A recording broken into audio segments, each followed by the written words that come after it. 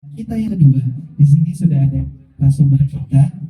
Sama kita ada Kak Brigita dan juga Kak Michael yang nanti akan menjelaskan mengenai strategi meningkatkan modal usaha untuk mengembangkan bisnis. Nanti dibawakan oleh Mbak Brigita selaku bisnis cluster head OCBC dan juga Mas Michael Suyono selaku emerging business cluster head OCBC. Kepada Mbak Brigita dan Mas Michael kami persilakan. Halo, selamat siang semuanya. Ini soalnya untuk ngampusnya bersini. Kita bisa relax aja hari ini belajar tentang gimana sih caranya kita juga selaku pelaku bisnis gitu ya atau UMKM untuk bisa terima dari bank gitu namanya. Nah, seperti yang tadi diinformasikan, sebelum kita mulai, biasanya kan tak kenal maka tak sayang nih. Jadi izinkan saya untuk perkenalkan diri lagi. Nama saya Brigita Jasmin, saya Cluster Head di Bank OCBC dan saya saat ini saya nggak sendirian, saya sama teman saya. Ya, saya Michael, sama kayak Brigita juga, saya dari Emerging Cluster Head juga. Halo. Jadi topik ini tuh bisa dibilang sangat relevan sekali sama daily aktivitas aku sama Gita juga gitu. Karena aku sama Gita itu di bagian kredit gitu ya. Jadi kita tuh sering discuss apa sih nasabah yang kayaknya bankable gitu ya, yang nggak layak diberikan kredit atau apa. Nah, dalam keseharian itu ya ini materi yang kita mau share ke Bapak Ibu semua. Oke, pertama pasti kalau misalkan topiknya bankable gitu ya, kita tanya emang kalau misalkan bankable gunanya apa gitu ya, what gitu ya.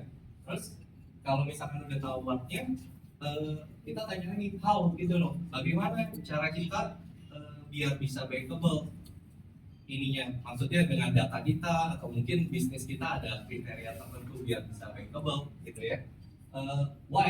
Why kenapa di level UMKM kita juga udah start mempersiapkan ini gitu loh. Kenapa nggak nanti aja udah settle, udah apa baru kita siapin ini. Nah itu yang nanti kita mau bahas. Sama tentu tips-tips juga kita bagiin gimana cara akses pinjamannya biar bisa lebih smooth, biar lebih lancar gitu ya, biar diajukan bank, gampang di approve, dapat plafonnya bagus, hopefully yang nanti bisa scale up bisnis Bapak Ibu semua. Ya.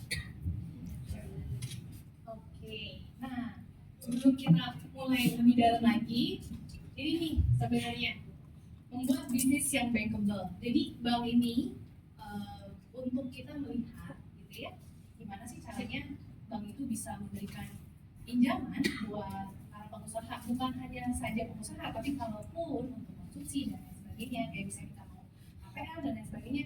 Sebenarnya 5C ini yang paling penting. Mungkin Bapak Ibu juga udah paham ya 5C, tapi saya izin jelaskan lagi gimana sih cara bank juga bisa melihat.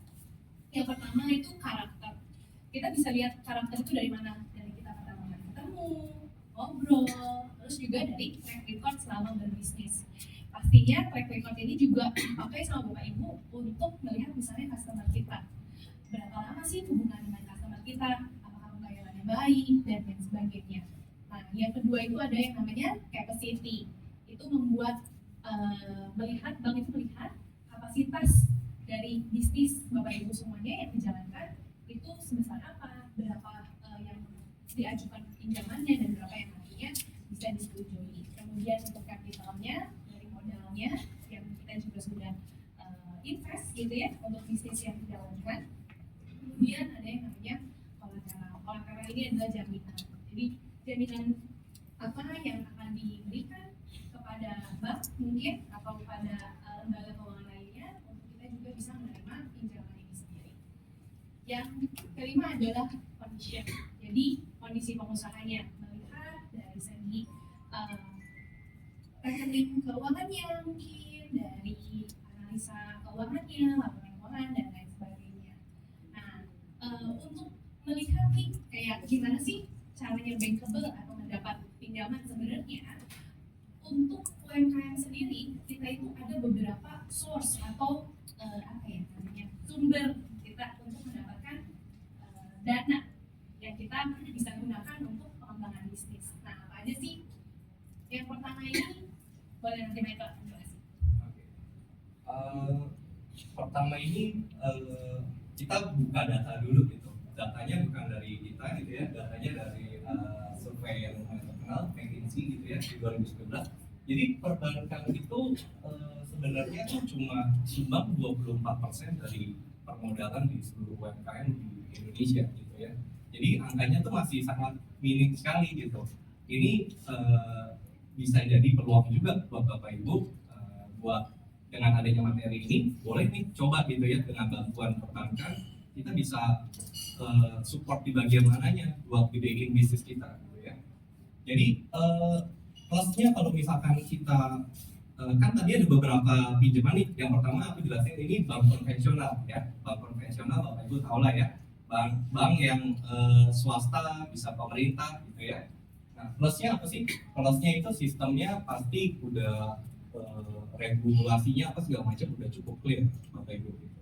Yang kedua, reputasinya udah cukup baik, udah tahu ya semua nama-namanya bank besar udah bisa tahu lah Bapak Ibu.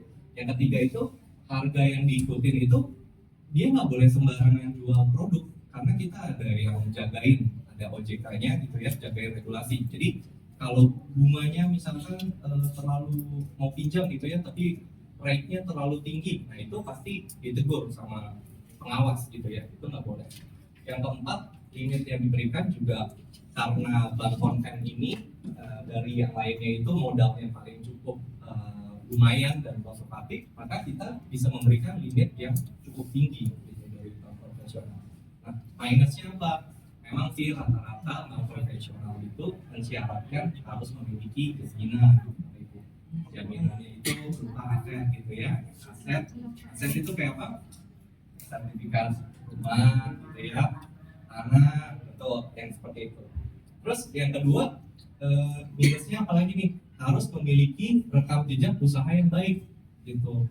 Jadi kalau Bapak Ibu mungkin kadang-kadang berpikirnya gini, bank konven itu aku belum punya usaha sama sekali. Tapi syukurnya Bapak Ibu semua keren-keren ya, pengusaha semua gitu. Tapi kalau bagi yang belum berusaha mau ngajuin bank gitu ya, kayak di film-film kan ada ya orang mau ngajuin bank gitu ya, tapi belum punya usaha, dikasih lagi sama banknya. Nah, di Indonesia nggak kayak gitu. Bank konven itu selalu pasti kita konservatif juga melihat nasabah itu oh apa yang bisa dibantu Bapak Ibu gitu ya, usahanya udah berjalan berapa lama, apa segala macam, termasuk dengan yang udah dijelasin partner aku tadi 5C tadi. Nah itu kita lihat semua tuh Bapak Ibu ya. Yang ketiga, yang terakhir, minusnya apa? Proses kreditnya kadang-kadang cukup lama gitu ya. Tapi dengan seiringnya zaman gitu ya, bisa dibilang pembiayaan sampai angka belasan miliar pun bisa kita approval dalam waktu mungkin 1 minggu sampai 2 minggu Bapak Ibu gitu ya. Jadi karena sekarang semakin canggih, sistem kita semakin canggih, ya bukan nggak mungkin Bapak Ibu bisa dapat limit yang besar juga di bank konvensional dengan proses yang cukup cepat. Nah, kalau tadi aku bahas bank konven gitu ya. Yang kedua itu kita bisa dapat modal dari BPR Bapak Ibu, Bank Perkreditan Rakyat gitu ya. BPR biasanya lebih banyak di daerah-daerah ya. Kalau kita di Jabodetabek mungkin lebih banyak bank konvennya daripada BPR-nya gitu ya. Tapi bank BPR itu sesuai dengan yang tadi aku bilang, plusnya emang itu gitu. Jadi dia nyasarnya ke pelosok-pelosok, marketnya itu lebih ke beberapa daerah yang terpelosok gitu ya. Yang kedua, sistemnya juga terregulasi, mereka juga under OJK Bapak Ibu gitu. Under OJK juga, jadi mereka nggak bisa buat semena-mena untuk produknya atau mungkin rate-nya karena takarannya sudah diatur juga gitu. Minusnya apa? Minusnya satu, limit kredit nggak terlalu tinggi gitu, karena dari segi permodalannya juga beda sama bank konvensional gitu ya. Jadi mereka alokasi pinjaman mungkin tidak sebesar bank konvensional. Yang kedua adalah bunga kredit yang ditawarkan cukup tinggi gitu ya. Jadi kalau kita semua kan pembisnis nih, jualan gitu ya. Kalau misalkan stok kita banyak, mungkin kita bisa jualnya lebih murah gitu ya. Mirip-mirip nih konsepnya sama bank gitu ya. Karena bank konven lebih besar, secara fundingnya lebih besar, maka mungkin bisa jual rate-nya lebih murah. Tapi kalau bank kreditan rakyat, modalnya kan lebih minim gitu ya, makanya dia kasih bunga ke kita juga lumayan tinggi gitu ya. Hukum supply demand biasa sih gitu ya.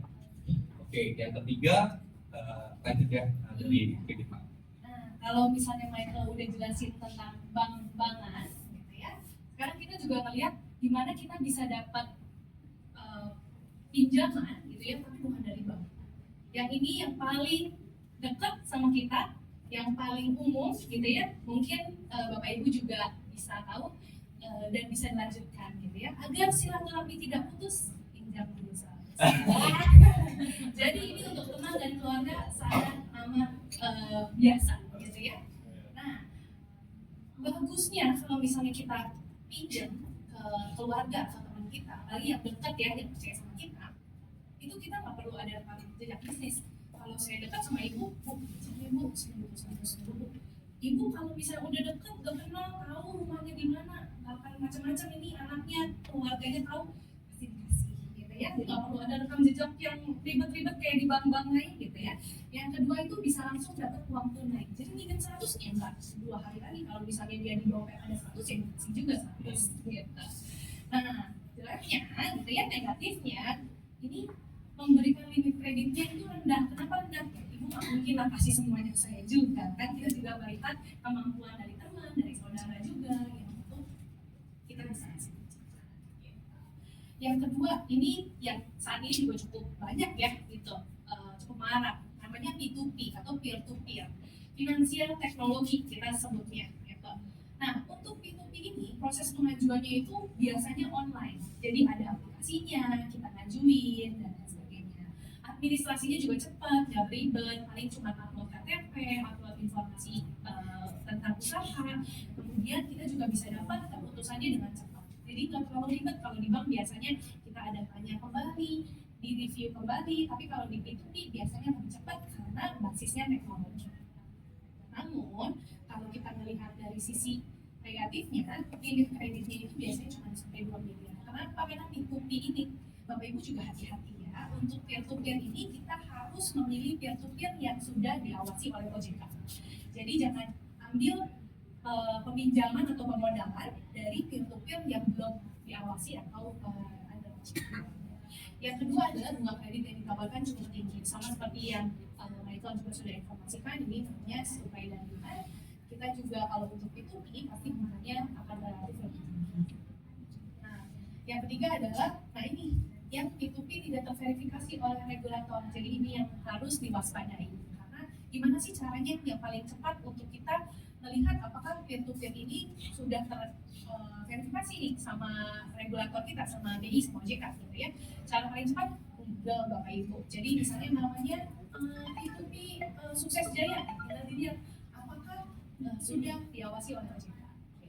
Jadi kalau misalnya kurang yakin, Bapak Ibu juga bisa menghubungi BI dan OJK untuk mengetahui supaya yakin dulu deh. Gitu. Nextnya adalah perusahaan permodalan atau venture capital. Kalau yang ini biasanya untuk mendapatkan permodalan ini kita kayak dapat investor gitu. Jadi ada bimbingannya dulu, ada arahannya, misalnya bisnisnya kita mau begini, nanti dari investor biasanya ada kayak coachnya untuk informasi, ternyata kita jual ke sini, harganya atau enggak kita punya produk yang bisa dikembangkan seperti apa. Nah, modal yang ditawarkannya nanti biasanya tinggi, jadi akan diberikan sejumlah dana, kita juga mengembangkan usaha. Tapi untuk proses administrasinya biasanya akan cukup lama karena investor juga pasti akan melihat legalitasnya, keuangan selama 2 tahun belakang, 3 tahun belakang, seperti apa. Kemudian jaminan yang diberikannya nanti saham perusahaan. Jadi misalnya 100% saat ini usaha toko baju saya punya saya saat ini, saya yang menjalankan. Begitu nantinya dengan venture capital atau dengan investor, biasanya nanti investor akan minta kayak saya minta 30% saham atau 50% saham, sehingga nantinya kalau misalnya sudah dibuat badan usaha, si venture capital atau investor sendiri itu masuk ke dalam pemegang saham dari badan usahanya. Gitu. Nah, aku next untuk kita bisa membedakan sebenarnya kita tuh butuh di mana sih, gitu ya, selaku pelaku bisnis tuh kita butuhnya dari segi mana. Jadi ada dua tipe nih. Yang pertama adalah modal kerja. Jadi saya usaha, saya kayaknya butuh modal untuk pengembangan usahanya. Nah, itu untuk meningkatkan produksi buat operasional. Jadi biasanya kita juga melihatnya untuk misalnya kita kasih piutang nih ke customer. Nah, supaya kita buat produksi lagi masih ada dana, itu ya buat motornya. Nah, itu biasanya pembiayaannya modal. Atau untuk stok barang, misalnya kita mau ngambil stok barang lagi, nah itu juga dibutuhkan yang namanya pembiayaan modal kerja. Berbeda dengan pembiayaan investasi. Kalau pembiayaan investasi ini keperluannya untuk perluasan usaha atau rehabilitasi atau mungkin juga bisa renovasi. Jadi misalnya kayak kita mau tambah mesin, mau tambah cabang, buka cabang baru, atau enggak mau beli kendaraan untuk pengantaran produknya. Hal ini namanya pembiayaan investasi. Jadi dibedain dari tipenya, mau ke yang mana nih tujuannya. Apakah mau tujuannya lebih ke modal kerja untuk meningkatkan produksi, atau lebih ke investasi untuk kita juga bisa menambahkan asetnya. Gitu. Nah, biasanya kan gini ya Bapak Ibu, kalau misalnya di masyarakat luas gitu ya, nanti kalau minjem ke bank nanti di jadi sama mama saya sama bapak saya pinjam tuh nanti ngomong sama orang tuh ribet, saya nggak ngerti atau enggak takut nanti dikejar sama pihak bank kalau mau bisnis jadi pakai uang secukupnya aja gitu.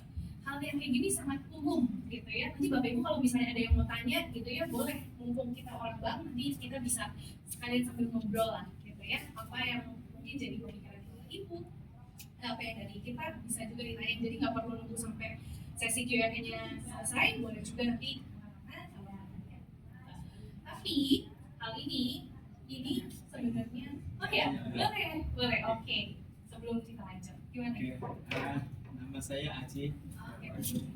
Usahanya ya gaduh-gaduh macam-macam. Oke. Tapi yang ujung tombaknya adalah servis kompor. Saya ngelayanin ya rumah sampai wisma roda serah motor. Saya punya ini, saya punya tujuan sebenarnya, punya angan-angan, bukan angan-angan sebenarnya cita-cita.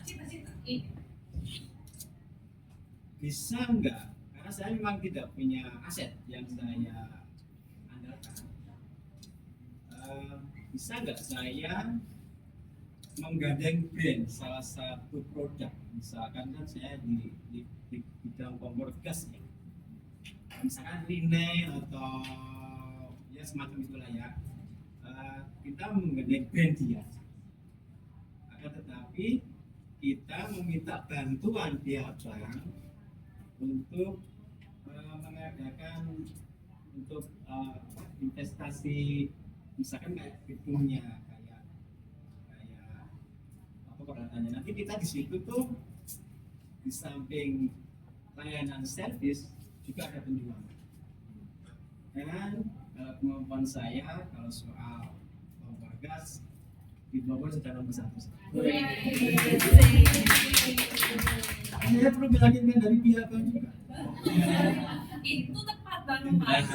Memang betul. Ada nggak kira-kira langkah saya ke sana itu jalannya itu kira-kira nyampe nggak bisa.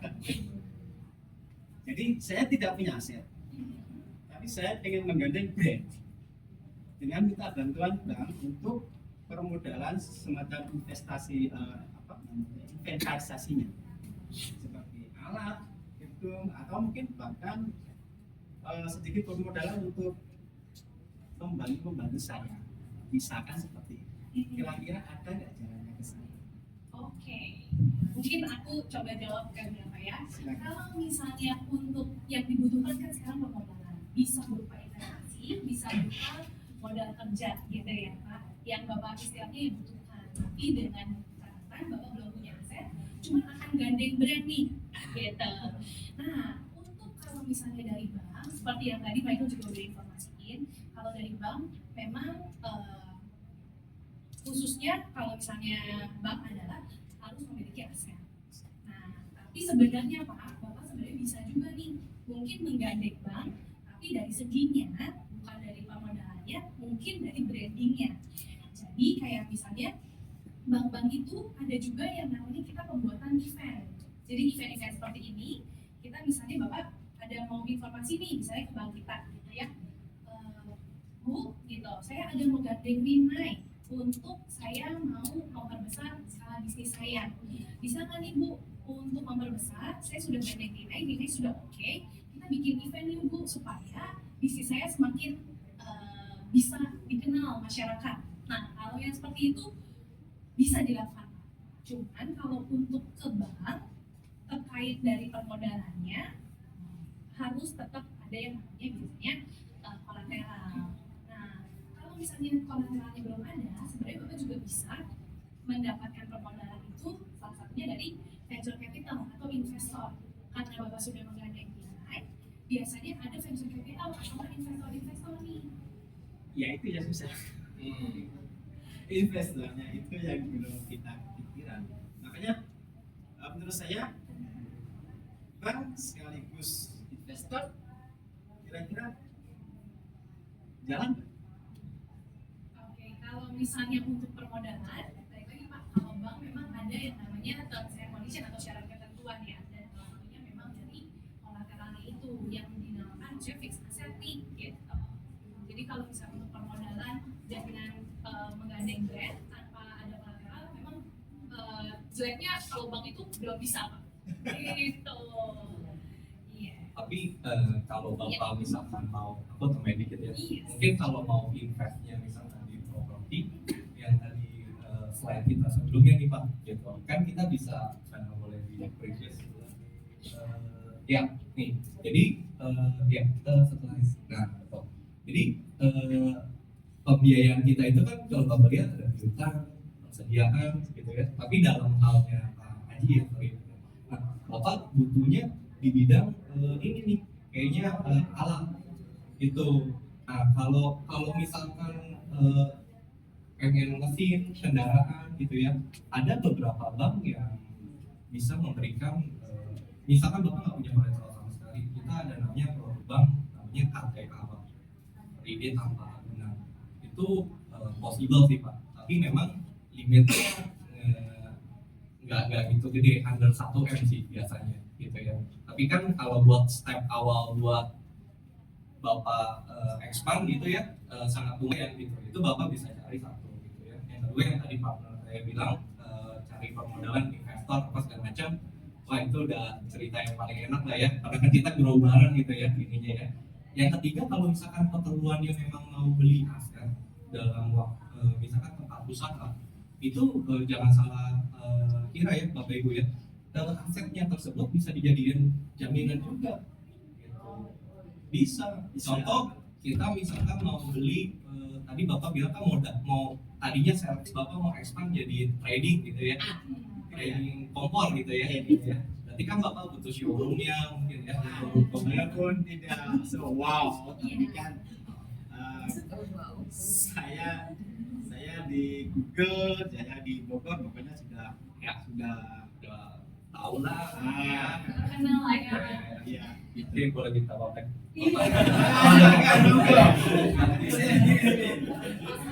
Bukan aja Google Map, ketemu saya nanti. boleh. Jadi itu maksud saya kan gitu, dari dulu saya tuh punya angan-angan seperti itu. Iya. Jadi apa yang saya inginkan itu masih jauh dari situ gitu.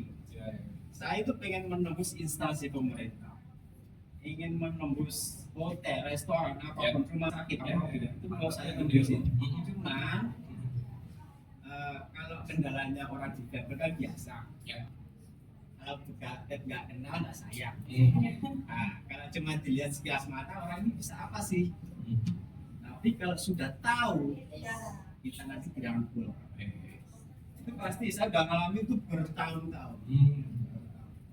Nah, saya itu kepengennya begitu, pengennya trending tadi Pak, mengenai brand. Nanti ada yang investor masuk, ya mungkin dari Bapak kenalan ada kan? Ini dicoba saya dong. Ya, thank you loh Pak. Tapi benar sih Bapak Ibu gitu ya. Kebanyakan tuh masalahnya UMKM, bukan masalah sih, kebanyakan mayoritas UMKM itu ya gitu, kita dapat profit, kita gandain lagi ke barang sampai kita lupa beli aset Bapak Ibu gitu. Ya kan, karena kita mau expand bisnisnya biar makin gede, muter terus gitu. Tapi aset itu penting juga Bapak Ibu. Kenapa? Nanti kita belajar laporan keuangan dikit gitu ya. Investor mau invest ke kita gitu ya, sama kayak kita mau kasih pinjam ke teman, kita lihat modalnya berapa sih gitu ya. Nah, mau lihat permodalan kan apa segala macam dari aset kita. Misalkan bisnisnya kompor gitu ya, pasti dilihat oh tempat usahanya udah sewa atau milik sendiri. Kita kalau di bank nanya ya kayak gitu ya, tempat usaha milik sendiri apa sewa, karena itu pengaruh loh Bapak Ibu dalam adjustmentnya kita. Karena kalau misalkan kita milik sendiri gitu ya, kayaknya keseriusan owner pengusaha dalam menjalankan bisnisnya itu kita nilai lebih apa ya, lebih all in gitu ya. Jadi kita secara bank, secara pemberi pinjaman lebih nyaman gitu loh untuk memberikan itu. Jadi kalau boleh suggest ke Bapak, ya boleh coba nanti pelan-pelan ambil asetnya Pak gitu. Tapi aset yang produktif juga nggak apa-apa. Misalkan showroom, ruko gitu ya. Biar nanti kalau misalkan investor lihat, oh hasilnya Bapak pajak gitu ya, ininya apa aja gitu-gituan. Jadi ada bentuk fisiknya yang kita bisa lihat langsung seperti itu sih Pak. Nanti dari nggak perlu nunggu cicilannya habis kok. Tapi kalau menurut saya begini Mas. Gimana? Maaf. Kalau jawaban saya sama ya. Belakangan beberapa tahun semenjak pandemi ya, hukum walaupun pinggir jalan itu seakan-akan sudah terpendam sama yang namanya online. Ya kan? Contohnya aja, saya misalnya kayak Bluebird kemarin, dihancurin sama satu laptop, ya kan? Sama Gojek. Armada sebesar itu dihancurkan sama satu laptop. Nah, saya juga udah ngerasain.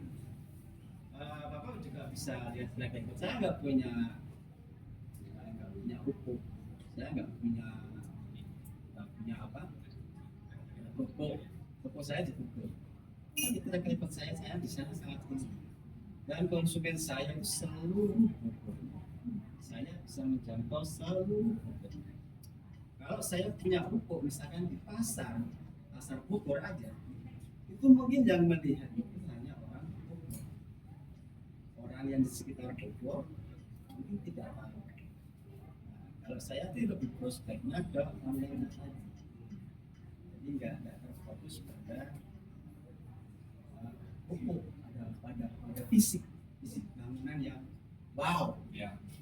Itu menurut saya sih Mas. Ya, setuju. Tapi kalau ada sih nggak apa-apa juga. Betul. Jadi sebenarnya Pak, kalau misalnya kita melihat ya, kita berangan-angan nih, namanya juga cita-cita ya Pak, boleh di sini. Bapak udah terkenal di Bogor kan, udah banyak bisa digali dari online kita nih. Semakin online, mulut ke mulut, dari orang Jakarta bisa kenal, orang Tangerang bisa kenal, orang Depok bisa kenal. Kemudian biasanya nih, kalau misalnya nanti Bapak kan sekarang servis, nanti Bapak ngegandeng brand, kemudian nanti jadi tradingnya, penjualannya juga, alat-alatnya, spare partnya, mungkin ke depannya biasanya dari customer tanya nih, misalnya nih, Pak Bapak ada toko offline-nya nggak Pak? Biasanya kan ada nih kalau kita beli apa-apa misalnya Tokopedia, di mana juga kan kita tanya, Mbak ada toko offline-nya nggak? Nah sebenarnya itu sebagai salah satu strategi kita juga nih untuk menampakkan diri kayak ada offline-nya gitu. Tapi betul online itu saat ini sangat amat besar punya potensinya. Bahkan kita sendiri pun di bank gitu ya, kita juga melihat hal itu sebagai salah satu nilai plus. Jadi intinya tadi langkah saya terhenti di investor kira-kira. Iya. Kalau untuk langkah Bapak terhenti di investor, jangan khawatir Pak, karena kalau misalnya kita ngomongin tentang apa namanya kolateral gitu ya, jaminan, itu Bapak juga bisa mendapatkan pembiayaan atau pendanaan dari kalau misalnya kita ya, kan Bapak tanya nih, iya Bu, cari investornya nih gimana gitu kan Pak. Nah tapi bisa juga ke bank, tapi dengan produknya itu adalah KTA bisnis. Nah, kalau KTA bisnis itu KTA kan kredit tanpa agunan nih. Nah, biasanya ada juga KTA yang biasa, ada juga KTA untuk bisnis. KTA bisnis. Iya, Bisa, ada Pak. juga. Iya. Untuk keperluan bisnis gitu. Bapak nanti Beberapa bank boleh ada yang compare gitu ya, beberapa bank ada namanya produk KTA yang dia bilang juga. KTA bisnis. KTA kredit tanpa agunan Juga. Pak. Gitu. Yang Bapak bilang juga valid gitu ya, online sekarang kita di perbankan selain nanya fisiknya, kita juga nanya juga nih ada online-nya apa enggak gitu. Jadi nanyanya juga Pak sekarang, karena tidak dipungkiri gitu ya, market kalau kurang ada online-nya, kurang yang tadi Bapak bilang, scope-nya tuh nggak begitu besar gitu ya. Realitanya begini loh Mas. Orang butuh sesuatu. Daripada dia capek-capek ngeluarin motor keliling-keliling, mendingan dia buka HP Mas. tinggal ketik-ketik langsung. Sambil main-main. Nah, udah selesai urusan, tinggal halo Mas kesini, oke Pak sekian, oke jadi datang urusan beres. Itu Ya, jadi ya Bu, sorry Bu. Oke, thank you ya Bapak ya. ya, Terima kasih. Selamat siang, saya mengabdi yang ini anak saya. Saya mau tanya tentang tadi ada pembicaraan tentang maksudnya untuk UMKM itu yang lebih diutamakan atau lebih dipercaya kalau yang sudah punya tempat ya. Kebetulan anak saya ini pakai sepeda. Oke. Ya, dari kita pakai dorongan, pakai sepeda order, terus kemudian ada kebetulan pakai sepeda listrik. Nah, jadi gimana tuh kalau yang kayak gitu? Untuk tujuan Iya, kalau seandainya mau mengembangkan, sebenarnya cita-citanya tuh kepengen punya ada satu tempat kayak apa ya? Kayak apa sih kalau sekarang kayak stand ya, kayak kontainer yang ya, tapi kontainer bukan stand yang itu, kayak kontainer yang bisa di tempat gitu. Anak saya jual susu almond sama susu beruang. Online juga, cuma tadi saya pernah cerita sama yang sebelumnya, emang kita kalau untuk online pasti kesulitan, karena kebetulan anak saya kerja, kakak dan adiknya kerja, jadi dia harus bantu, nggak bisa sendiri, tapi agak kesulitan kalau online. Jadi yang banyak tuh kalau kita ada bazar-bazar, biasanya tuh jadi dari situ, atau kita memang dia tuh biasanya pinggir jalan pakai sepeda, itu seperti itu. Jadi gimana kalau kebayangnya sih kayak gitu ya, pengennya tuh jadi internet kayak yang kecil gitu ya, buat uang dong lah ya, tapi lebih dilihatnya Kalau boleh tahu, apakah di rumah ada open juga untuk buka juga? enggak Jadi memang online, kalau itu online memang terbatas, kita terbatasnya enggak ada ya. Jadi cuma kalau pagi aja ya di jalan dia jadi kalau misalnya saya informasiin juga gitu ya Bu, memang apa namanya kita punya aset usaha itu juga memang termasuk salah satu penilaian, tapi bukan satu-satunya sebagai penilaian. Kita juga akan melihat dari bisnisnya juga nih yang dijalani. Kalau memang base-nya itu adalah online, kayak misalnya usaha yang tadi Ibu informasiin, ataupun misalnya jasa gitu ya, itu tidak berlaku untuk misalnya kayak full harus ada tempatnya gitu. Jadi kalau misalnya memang usahanya tuh base-nya online, online tuh bisa bisa dapat untuk pemodal gitu. Kalau untuk tujuan Ibu ada untuk stall-nya gitu ya, kayak misalnya stand atau enggak kayak mungkin kita di tempat kayak food court atau apa. Nah biasanya kalau kayak tempat satu food court itu mereka tuh nggak jual nih Bu, nggak dijual istilahnya. Beda sama kayak kalau ruko ataupun misalnya rumah kecil yang mungkin kita bisa jadikan tempat usaha. Nah kalau di biasanya kalau kayak food court atau stall itu biasanya mereka nggak jual, jadi tapi mereka sewain. Nah biasanya kalau untuk permodalan kita mau sewa tempat itu bisa diajukannya melalui yang KTA bisnis tadi juga tuh Pak, salah satunya. Nah, jadi pengajuannya memang karena kita belum ada aset, pengajuannya untuk apa sih? Untuk misalnya pembiayaan sewanya seperti itu. Oke, berarti kalau apa? Saya itu kalau dibangun, Oh, itu kan untuk ininya Iya. jadi istilahnya kita mau membangun nih Iya. tapi kita mau bikin kayak ada modelnya supaya maksudnya brandingnya juga ada. Nah iya, kalau misalnya itu ada dua opsi. Memang yang pertama kita masuk ke yang bagian investasi, karena kan memang investasi ya kita mau membangun sebenarnya kayak istilahnya representatif lah gitu ya untuk penjualannya. Nah kalau misalnya ini ada dua opsi. Yang pertama kita bisa menggunakan misalnya aset yang kita punya untuk kita juga bisa bangun seperti itu. Atau kalau misalnya saya nggak mau pinjamnya banyak, saya cuma mau maksudnya ya kurang lebih segini gitu ya nominalnya, tapi saya juga nggak mau kasih aset saya, itu pun bisa dari akses gitu. Yang perlu ibu prepare, mungkin tambahan sedikit, Iya. sesuai yang sesi yang pertama tuh Bu. Tadi sesi pertama Bapak Ibu ingat kan, kita belajar bagaimana cara pemisahan keuangan gitu ya. Karena menurutku sebagai aku yang kerja di bank gitu ya, cara kita menilai bisnis yang paling dasarnya ya mutasi rekening gitu ya. Karena kan kalau misalkan Bapak Ibu cash terus nih tapi nggak masukin ke bank, gimana cara kita? Iya, setuju, benar ya kan? Nggak mungkin dong orang banknya harus mantengin seharian dagangannya benar nggak, orangnya laku nggak gitu kan? Ya kan? Jadi laporan keuangannya itu, mutasi rekeningnya itu harus aktif. Yang kedua, ibu boleh tuh jelasin seperti yang tadi bapak ibu ceritain gitu ya, goals yang mau didapat itu apa sih, saya mau aimnya kemana sih, itu kita sebagai perbankan sangat butuh cerita itu buat tahu future rencana konsultasi gitu loh, aku mau bikin begini. Nah, lagi karena kita dilindungi sama otoritas jasa keuangan gitu ya, OJK, kita juga perlu tahu pendanaan kita ini buat apa sih. Kalau dalam halnya ibu, case ibu untuk buat toko, outlet, stand gitu ya, lampirin lah ke kita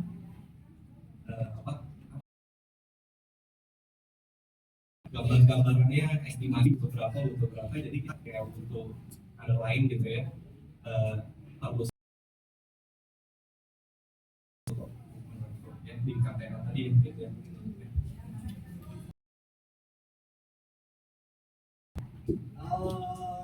Kalau efektivitas dan efisiensi yang ada di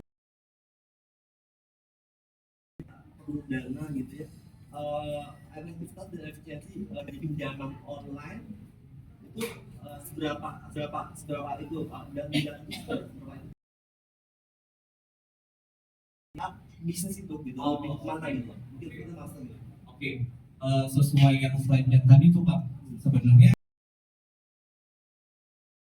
sama-sama dapat fresh fund gitu ya, Cepat gitu ya. dananya. Tapi kalau tadi kita lihat yang plus minusnya itu Pak, normal ya, dia cepat tapi ada harga di dalamnya. Kalau misalkan yang pinjaman misalkan rate-nya yang, tapi kalau misalkan ini masih single digit gitu ya, kalau yang convert secara prosedur atau gitu ya, kalau foto KTP apa segala macam langsung udah bisa cari gitu ya. Tapi yang itunya belum cerita ya. Tapi pinjam gituan juga yang tadi kayak partner cerita slide, hati-hati juga ya, karena ada label. Marketnya banyak nih, kira Indonesia yang pinjam bank, dia juga mungkin kita bikin ini deh, tapi nggak ada OJK. Mari ya, kalau misalkan kita menurutku kayak syarat-syarat tadi, bankable tadi ya, bagaimana cara biar bisa bankable gitu ya, mutasinya kelihatan, ininya goalsnya kita tahu, coba tebak dulu deh Pak gitu ya, yang lebih konservatif gitu. Memang kita kasih nggak sebesar yang fintech tadi, tapi kita kasih ada dasarnya gimana kita bisa masuk. Ya mengingat kita tidak punya jaminan itu aja sih. Betul. Lebih jaminan seperti itu. Dan lebih cepat gitu. Betul. Ada yang tadi ya, mungkin kita bisa itu juga salah satu opsi gitu ya, kalau misalnya kita memang belum punya jaminannya, belum punya asetnya, itu bisa menjadi salah satu opsi untuk kita juga bisa mendapatkan pembiayaan. Tapi betul juga nih Pak, kalau misalnya pinjaman online itu memang harus hati-hati, kita akan diawasi OJK. Kemudian untuk yang pinjaman online memang cepat banget, kalau misalnya kita butuh dana 2 hari lagi, ya mungkin bisa cair. Tapi untuk pinjaman online juga harus diperhatikan, apakah kita juga biaya angsurannya berapa, bunganya berapa. Jadi terkadang pelaku UMKM ini tidak sadar, memang kita butuh dana untuk pengembangan bisnisnya, namun tidak mengkalkulasi berapa sih untuk kembalinya. Jadi berapa angsurannya, berapa bunganya, berapa biaya-biaya di belakangnya. Gitu. Biasanya kalau misalnya memang ke bank itu sudah clear di depan sebelum Bapak Ibu menyetujui, itu sudah ada dulu nih Pak, Bu, gitu ya, biayanya segini, cicilan per bulannya di segini dan lain sebagainya. tabel angsuran gitu ya. Betul. Jadi untuk lebih jelasnya kita akan melihat nih apa sih 4 hal yang kayaknya kita juga harus siapin supaya usaha kita juga bisa. Ya, menyinggung yang tadi gitu ya, Bapak Ibu juga hati-hati sekarang kebanyakan financial tech gitu ya, fintech gitu ya, sekarang udah pada masuk BI checking juga loh, Bapak Ibu, masuk slip checking juga gitu ya. Contoh misalkan kita belanja online, ada pilihan yang pay later gitu ya. Nah itu sekarang masuk report juga. Jadi kalau Bapak Ibu misalkan telat pembayaran lupa 1-2 hari, itu datanya ke report Bapak Ibu. Jadi nanti impact-nya kemana? Ke 5C tadi ya. C yang pertama adalah karakter. Nanti kita bisa nilai karakternya, kita asumsikan dari situ. Makanya ya mumpung topiknya tadi ada yang tanya seperti ini, aku remind juga gitu ya, ininya sekarang udah penting juga ya. Oke, sekarang 4 hal yang perlu kita siapin. 1, laporan keuangan gitu ya. Laporan keuangan, ada yang belum bikin laporan keuangan Bapak Ibu? Wah, salah juga ya. Harusnya ada yang ini, yang udah bikin siapa? Kalau ini belum. Gak apa-apa, biasa ya namanya UMKM, tapi perlu gitu ya. 5 bagiannya ini, laba rugi gitu ya, biar kita tahu laba kita berapa, ruginya berapa, racanya, perubahan modal, haruskah posisi keuangan ya. Kita bahas satu-satu ya, ya, cara yang kita tahu. Yang pertama itu laporan keuangan itu yang paling penting laba rugi. Ya penting ya, kita biar tahu ya bisnis kita itu masih layak untuk kita lanjutkan atau kita rubah strategi gitu loh. Jadi kita perlu contoh nih, ada ini contohnya jualan apa ya, jualan kopi. Kopinya dibagi 3 produk. Nah dari situ kan kita bisa divide ya, angka apa yang harus kita ambil. Ternyata kopi yang di roast lebih laku dibanding yang ini gitu ya. Nanti ada 2 lagi, Bapak Ibu bisa pikirin lagi strateginya. Oh berarti yang ini saya kencengin lagi, buka packaging baru, buka apa baru, atau mungkin yang lagi slow penjualannya ya kita harus melakukan apa kan kelihatan semua di sini ya. Bapak Ibu bisa baca data gitu. Orang itu sering ngopi di bulan-bulan musim misalnya enak kan ya, hujan ngopi apa segala macam. Gitu ya, Bapak Ibu nanti analisa sendiri di laporan laba ruginya gitu ya. Jangan lupa itu banyak ya, listrik, telepon aja kita pulsa itu beban ya, cost juga ya, air, maintenance, pajak juga karyawan gitu ya. Nanti dilihat laba bersihnya jadi berapa ya. Ini laba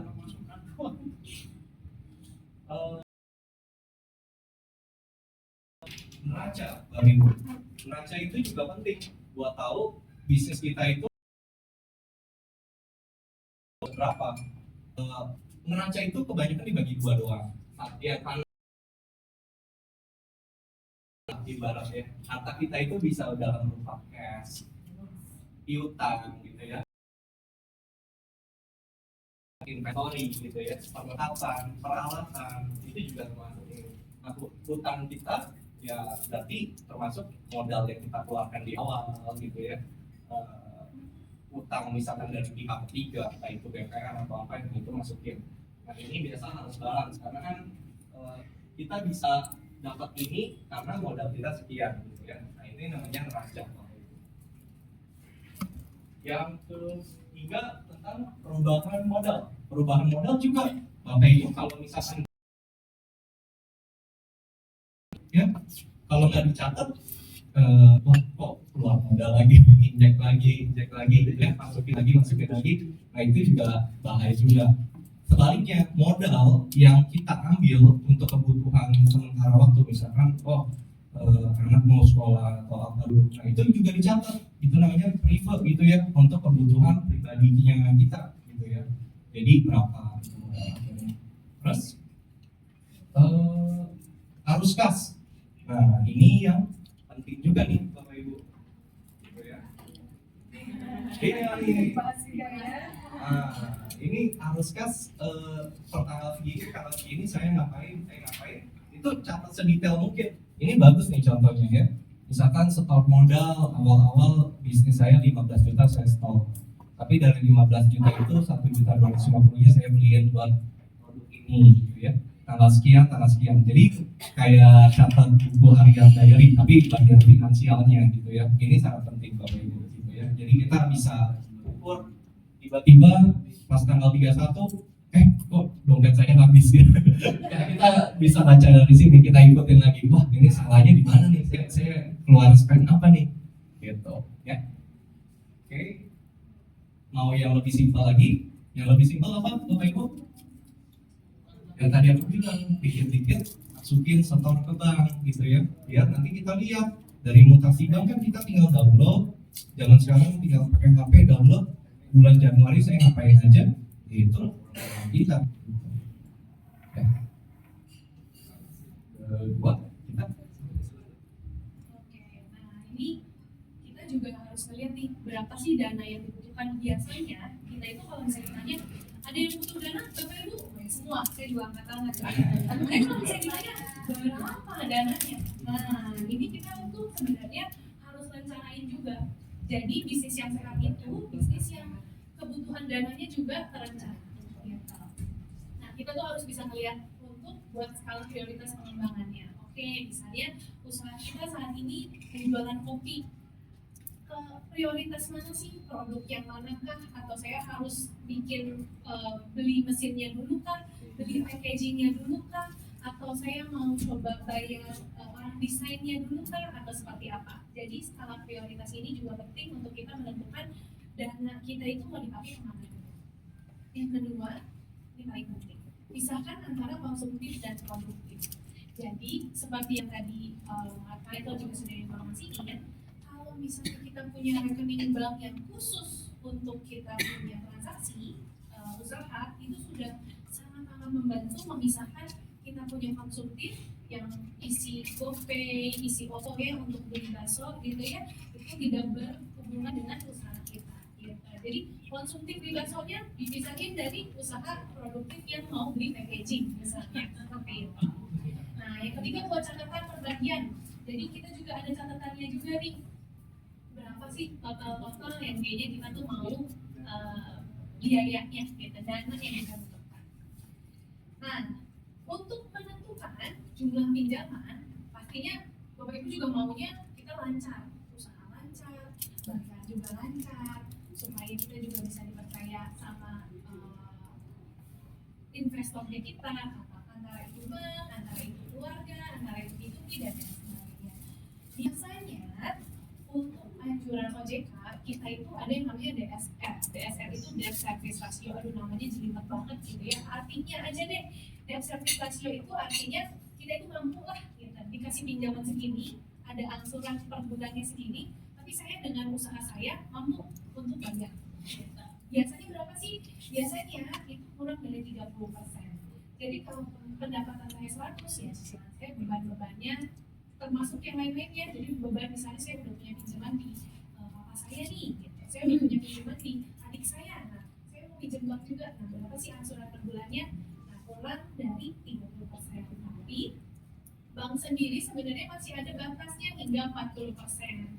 Nah, ini nih yang disebut penilaian kredit. Nah, lebih jelasnya di sini. Jadi penilaian kredit di bank ini ada di internal, buka-bukaan dulu ya, dari di internal bank ini ada yang namanya kredit scoring. Jadi bank juga menilai nasabah ini kredit scoringnya berapa sih? Gitu. Nah, ada A, ada B, ada C, ada D.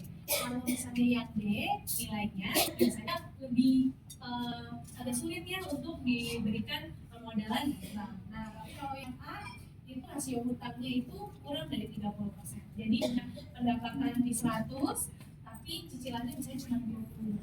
Artinya kan 80-nya masih sebagai profit ya, yang kita juga bisa putarin lagi. Nah, ini seperti ini perhitungan kebutuhan modal kerja. Jadi ada juga nih kebutuhan modal kerja. Kalau misalnya kita punya omset atau sales 100 gitu ya, buat modal beli-beli barang, beli-beli packaging dan lain sebagainya itu 60. Nah, kita tuh berapa sih yang kita juga bisa lihat nih kebutuhan modal kerja atau kebutuhan saya yang punya dana untuk usaha saya itu berapa sih? Nah, kita ngeliat nih, misalnya kita kasih orang utang, atau jadi namanya utang kan, jadi kayak customer kita nggak langsung bayar, kita diutangin orang. Kemudian ada stok barangnya kita, inventory-nya ada berapa? Nah, dan utang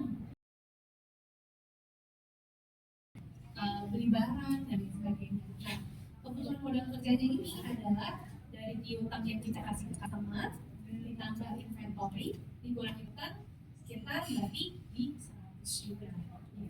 Ini adalah rumus basicnya lah kira-kira kebutuhan modal kerja. Nah, yang gak kalah penting nah, ini kalau misalnya kita cari-cari dulu nih, lihat-lihat dulu baik di Google atau di mana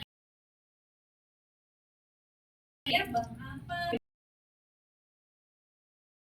cari tahu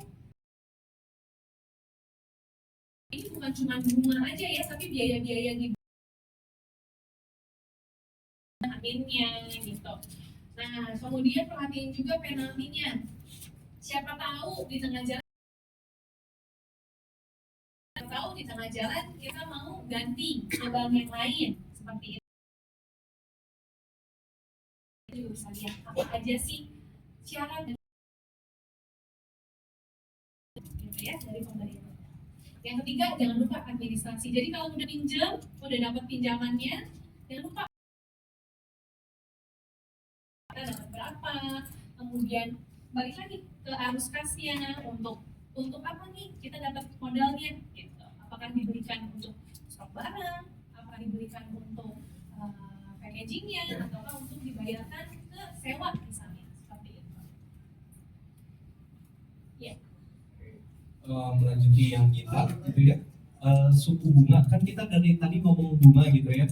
Kalau nabung di bank dapat bunga, tapi kalau pinjam di bank kena bunga juga sama ya. Bunganya tapi macam-macam, ada 5 jenis. Apa aja? Bukan mawar mati gitu ya, bunganya yang ini tagihan kita gitu ya. Bunganya bunga tetap, diberi kepastian dalam waktu misalkan fixnya waktunya 2 tahun, berarti dalam 2 tahun bunganya pasti sekian gitu ya. Ada juga yang dari awal udah ngomong nanti bunganya floating gitu ya, tulisannya floating itu berarti nanti mengikuti suku bunga. Kalau misalkan BI kita kebijakannya bunganya turun, ya kemungkinan bisa turun juga. Tapi sebaliknya, kalau turun kan kita happy ya, bunganya turun. Tapi kalau misalkan suku bunganya naik, nah itu juga ikutan naik. Bapak Ibu harus aware di sini juga. Yang ketiga itu suku bunganya flat, Bapak Ibu.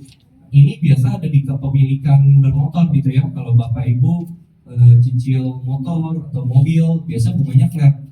Kecil sih, kelihatannya 4%, 5% gitu ya dalam 1 tahun. Tapi bunganya flat. Nah, bedanya apa flat sama yang biasa? Flat itu nggak mengikuti nilai pokok yang turun. Misalkan Bapak Ibu pinjam 100 juta. Ketika udah turun jadi 50 juta, bunganya dari 100 sampai dari 50. Kalau dari flat itu dari 100. Jadi dari yang pas awal pengajuan gitu ya. Nah, kalau bedanya sama yang efektif sama anuitas ini mirip, cuma ada simulasinya aja dari banknya. Nah, ini tuh menurun Bapak Ibu. Misalkan dari 100 juta udah jalan 3 tahun, pokoknya kita tinggal 50 juta nih. Nah, bunganya berarti dari yang 50 juta, hitungannya lebih menurun gitu Bapak Ibu ya. Jadi bagusan mana Bapak Ibu 1 sampai 5? 4. Jawabannya nggak ada yang benar. Jawabannya tergantung bisnisnya kita gitu loh. Bisnis kita itu arahnya mau ke mana? Misalkan dalam 1-2 tahun saya mau yang aman dulu karena saya baru misalkan yang tadi kayak ibu mau buka outlet, jadi saya mau amanin dulu. Lebih cocok kalau menurutku ambil yang fix dulu 2 tahun gitu ya, karena nanti setelah ini udah settle semua kan udah agak enak ya bayarnya gitu ya. Tapi selama 2 tahun saya perlu bunga kepastian dulu. Nah, itu yang fix dulu gitu ya. Tapi kalau Bapak Ibu udah bisnisnya udah jalan, udah ya boleh deh. Tadi ada yang ngomong ada yang 4, ada yang 5, boleh ambil yang itu gitu ya, karena dia menurun terus gitu. Jadi kelimanya ini biasanya perbankan tawarkan 2 pilihan gitu ya. Jadi nggak ada yang terbaik, nggak ada yang ini sih gitu ya. Semua balik lagi ke bisnis.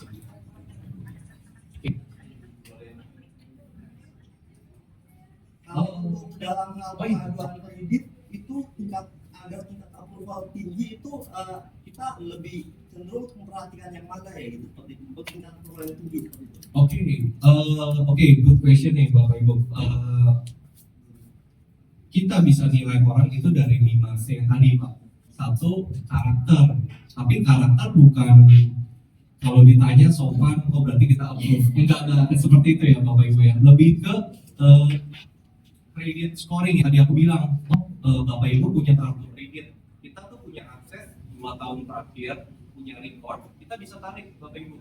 Bapak Ibu pinjam apa, pemakaiannya berapa, bayarnya tepat waktu apa tidak, limit yang dikasih sama bank tersebut berapa, Bapak Ibu ambil pay letter, bayarnya tepat waktu apa enggak, sesuai apa enggak, itu kita bisa tarik Bapak Ibu. Itu namanya dari karakter. Itu kita nilai yang utama dari situ Pak. Karena ketika kita mau memberikan jalan kan kita lihat dulu habitnya Bapak Ibu seperti apa ya. Kalau boleh mengulang, yang kedua adalah di kondisi gitu ya. Kondisi sekarang ini untuk bisnis Bapak Ibu itu oke nggak itu? Seperti contoh Bapak tadi bisnis kompor gitu ya. Kayaknya semua market punya kompor sih di rumah. Jadi kan bagus gitu ya.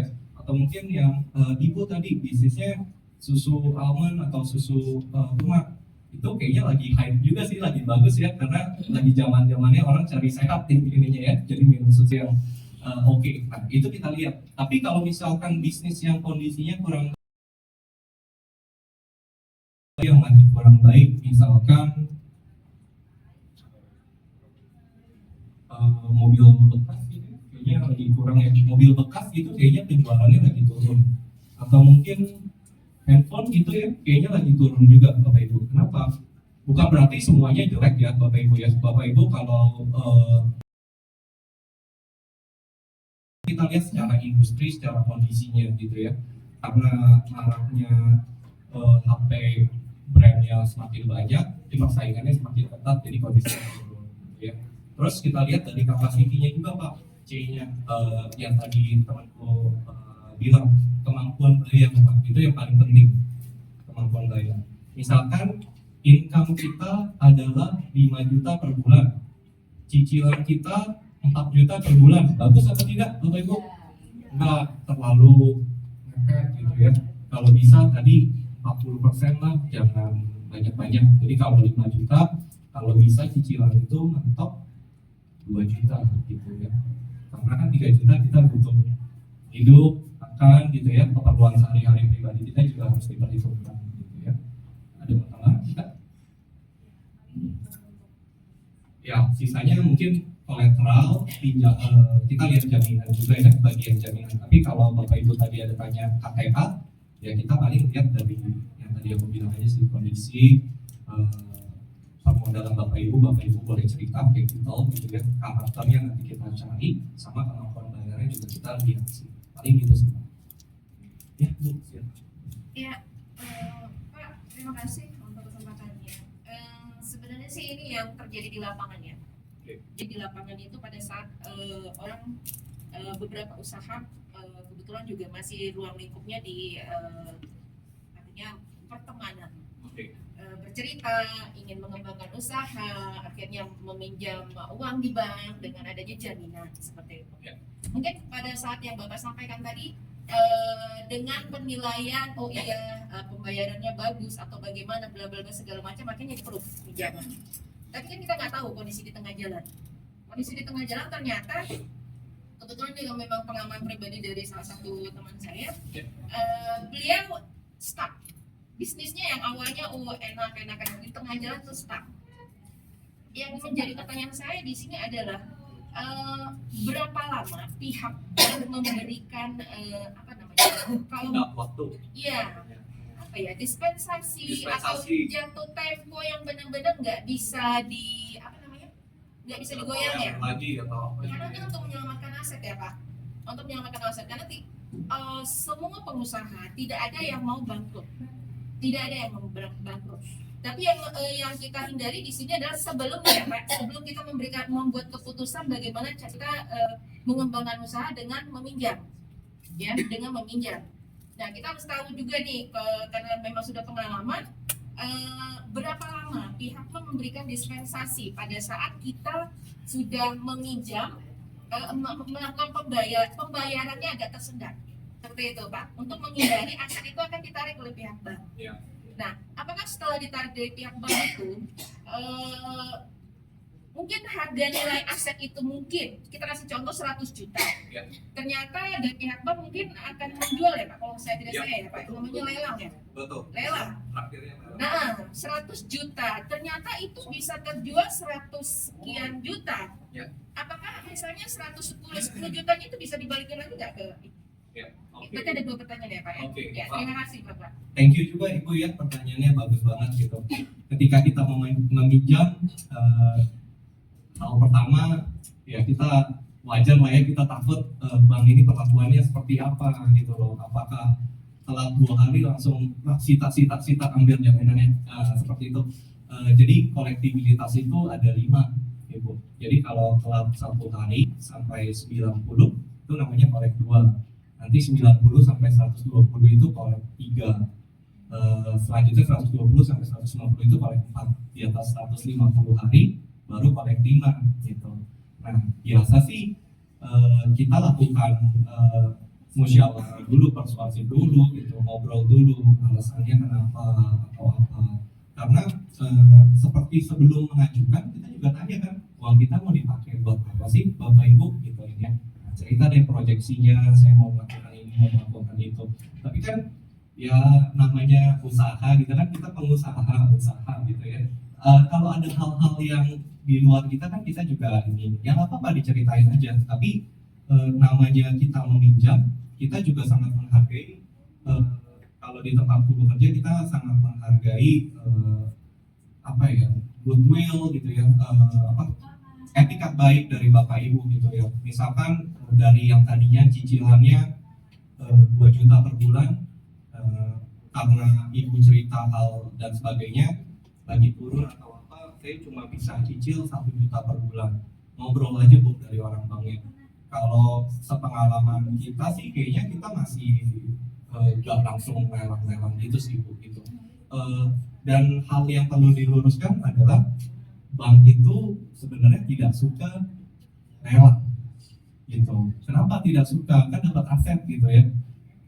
Karena bisnis kita bukan jualan aset Bapak Ibu gitu. Kita kan pengennya lancar, nasabah gede, kita untung apa enggak? Untung juga, karena ketika Bapak Ibu semakin besar, Bapak Ibu semakin nabungnya sama kita, pinjamannya juga butuhnya semakin besar sama kita juga. Jadi pengennya sih kita kembang bersama gitu ya. Prinsip bank itu sebenarnya gitu, bukan kita harapin yang jelek-jelek sama Bapak Ibu itu, wah itu salah sekali gitu ya. Kita juga, wah kalau aset macet di kita tuh banyak sekali, dan cara kita menjualnya juga kita kesusahan juga Bapak Ibu. Kalau kayak gitu kan kita juga bisa ngaruh ke cash flow gitu ya Bapak Ibu. Pasti kalau pengusaha penting banget cash flow itu. Nah kalau kita sampai cash flow kita terganggu itu juga penting gitu.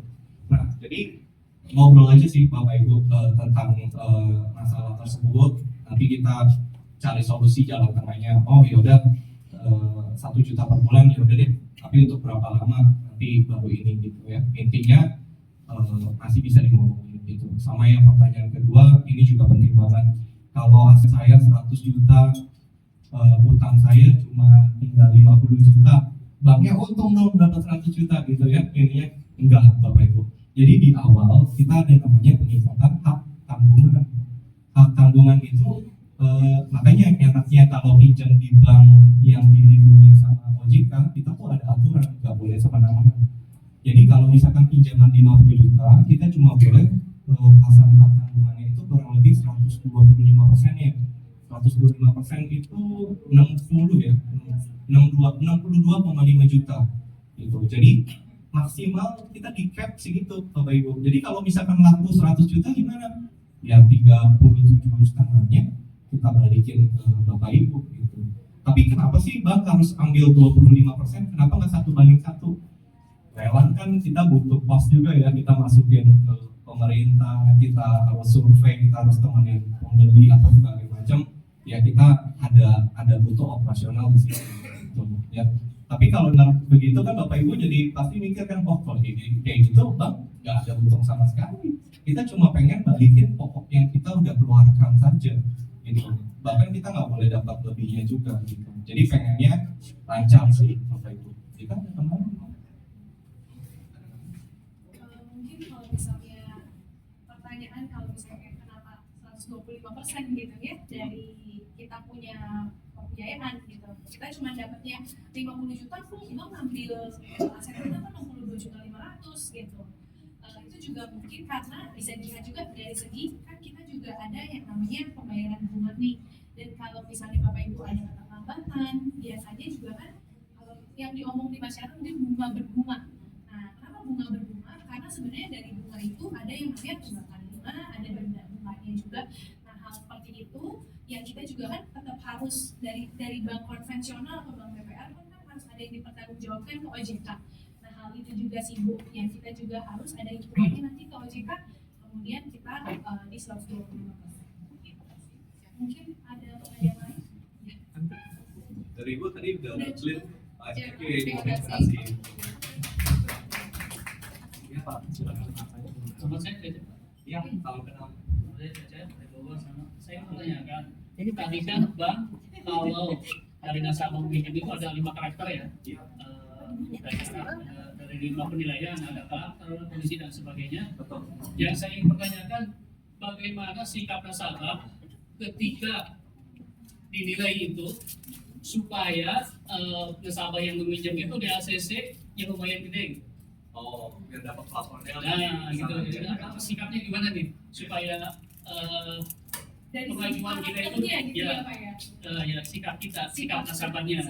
Karena kan yang menilai bank. Jadi supaya nasabah ini di ACC, apa yang harus dilakukan oleh nasabah yang pengajuan itu?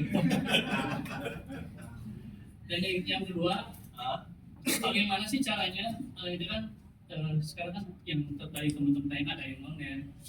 Kan biasanya kalau kita ke PPT itu suka kredit barang, terus kan ditawarin modal biasanya seperti itu. Kalau bagus, tingkat. Nah saya pengen tahu itu bagaimana caranya bahwa perusahaan itu dijamin oleh OJK. Bagaimana caranya saya supaya tahu bahwa perusahaan itu yang mendanai atau meminjam itu dijamin oleh OJK. Bagaimana caranya? Terima kasih. Thank you banyak Pak. Pertanyaannya.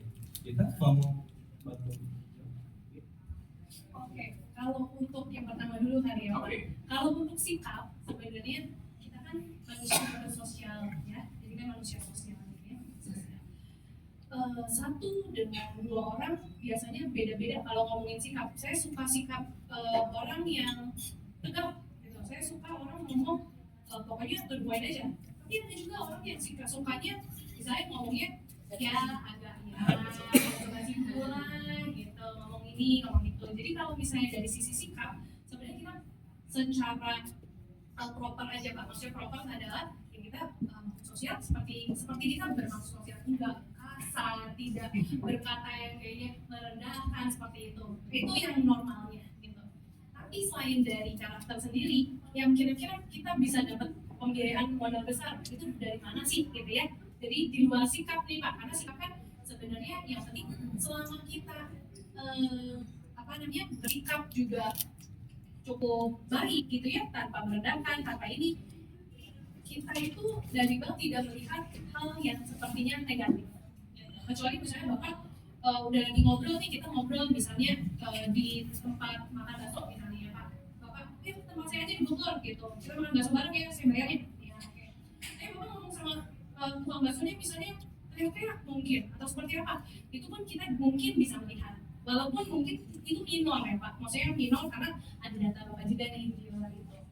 Untuk pinjaman yang bisa diberikan, pastinya kita juga melihat dari datanya, dari data Bapak punya slick checking yang tadi diinformasiin. Slick checking itu yang dari BI ya, jadi saya Bapak akan bayar rendah dari yang lainnya, ataukah dari rekeningnya apa, tercerminkan rekeningnya, seperti itu.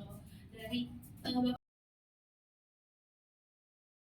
kalau untuk pertanyaan pertama sih mungkin ya seperti yang tadi sih Pak, tambahin dikit gitu Pak.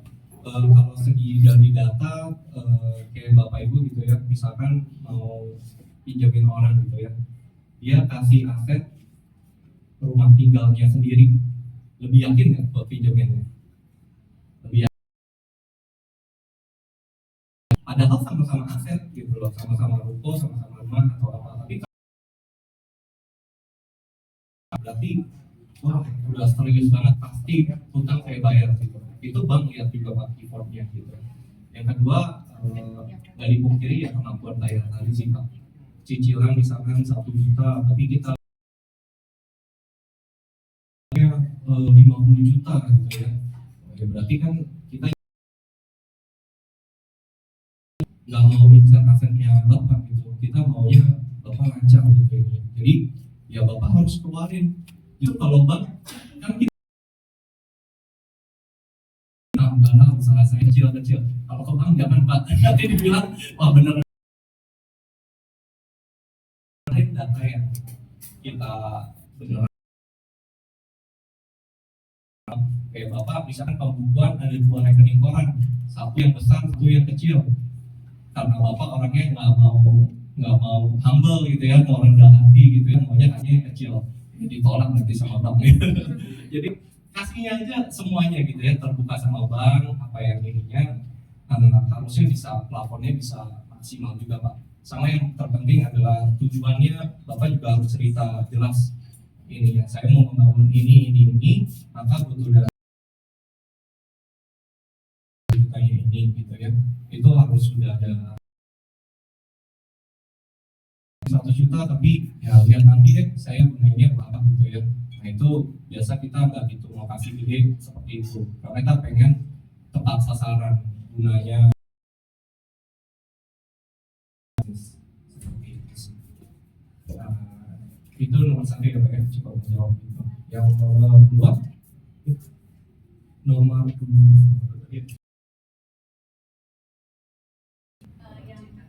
oh ya yang legal OJK itu penting banget. Kalau boleh saran, jangan sekedar OJK doang, Bapak Ibu harus cari yang lebih dalam lagi gitu ya di luar OJK, karena kan OJK memang salah satu keuangan, yaitu kalau udah diawasi OJK ya minimal ada yang ngawasin lah, regulasi apa sebagainya, karena kan izin-izinnya juga ketat.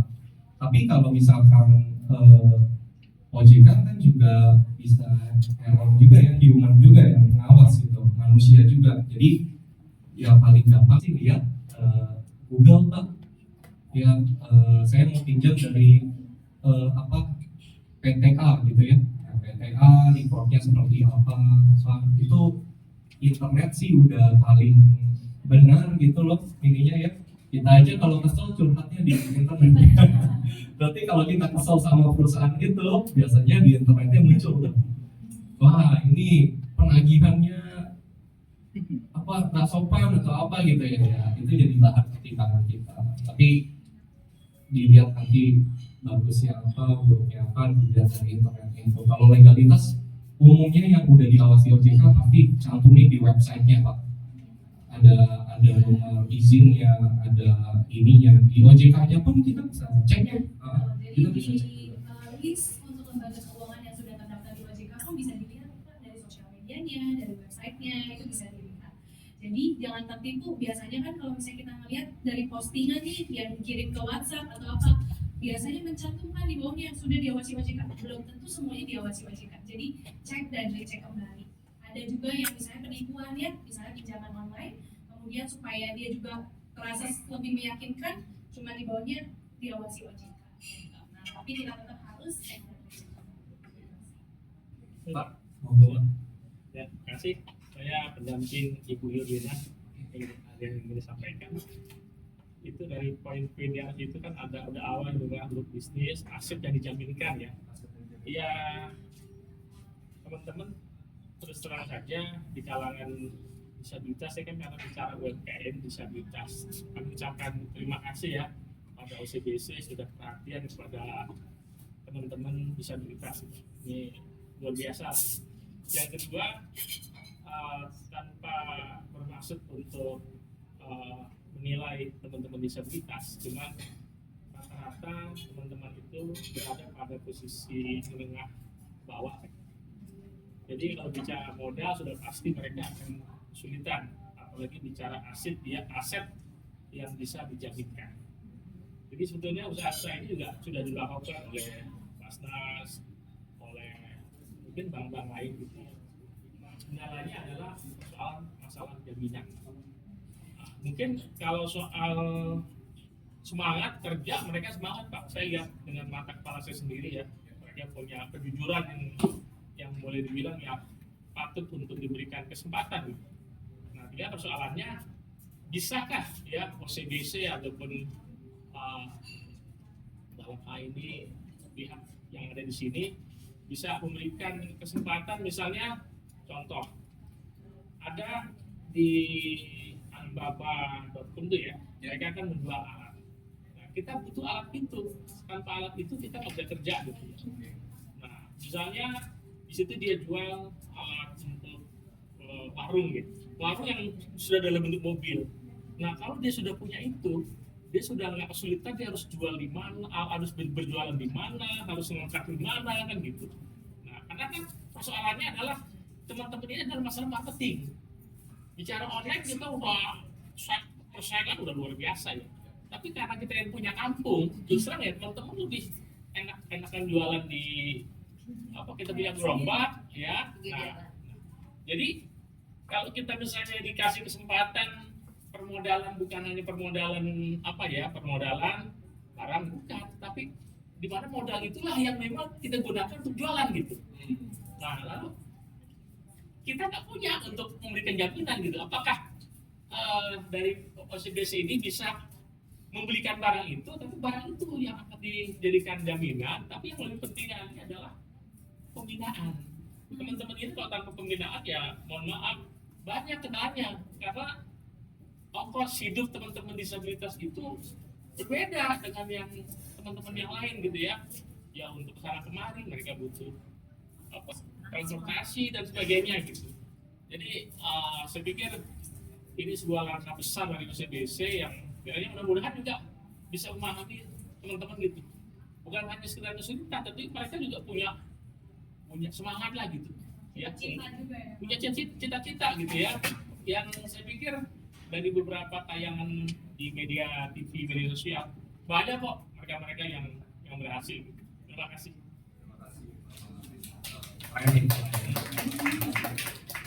Oke, jadi di bank itu kalau di tempat saya bekerja memang ada level-levelannya gitu.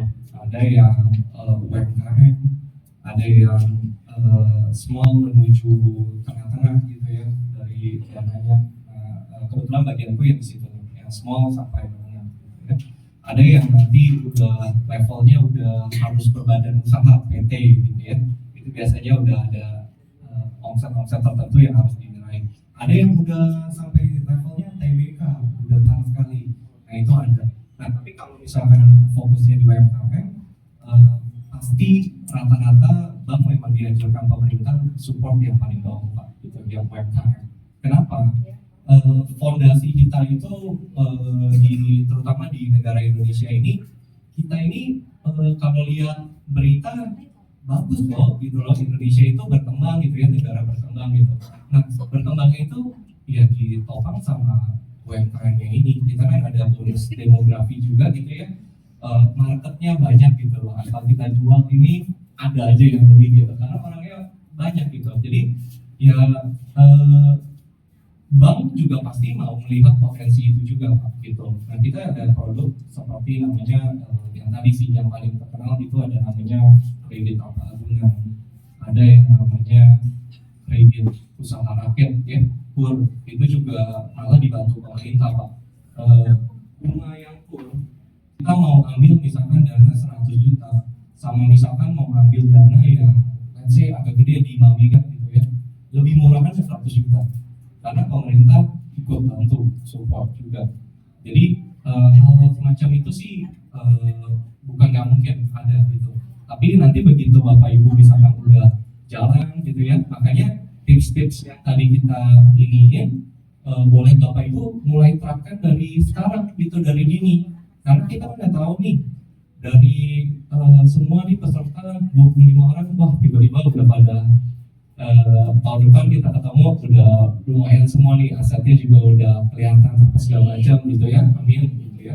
Tapi kalau misalkan nggak dipersiapkan dari sekarang, mau tahun depan pun bank akan melihatnya nggak gitu maksimal karena pencatatannya tidak ada, karena pemisahan keuangannya misalkan nggak ada. Jadi hal-hal semacam ini sih juga harus dilakukan dari sekarang gitu, secepatnya Bapak Ibu gitu ya. Kalau misalkan masalah dana, ceritain aja ke bank apa yang harus dilakukan, dan tentu agak susah bank buat keluar dana bagi teman-teman yang baru mau mulai banget. Tapi kalau udah mulai, udah ada recordnya, itu harusnya bank bisa support sih Pak. Gitu. Yang asal udah ada recordnya gitu. Tapi kalau baru mau coba-coba ambil hal karena sebelumnya belum ada pengalaman itu, kita agak susah di situ. Tapi kalau misalnya udah ada pengalaman, ini ceritain aja seperti yang tadi tips-tips tadi, ceritain, keluarin laporan keuangannya, keluarin mutasinya, saya segini, harusnya bank mau support gitu. Gitu sih Pak. Terima kasih Pak.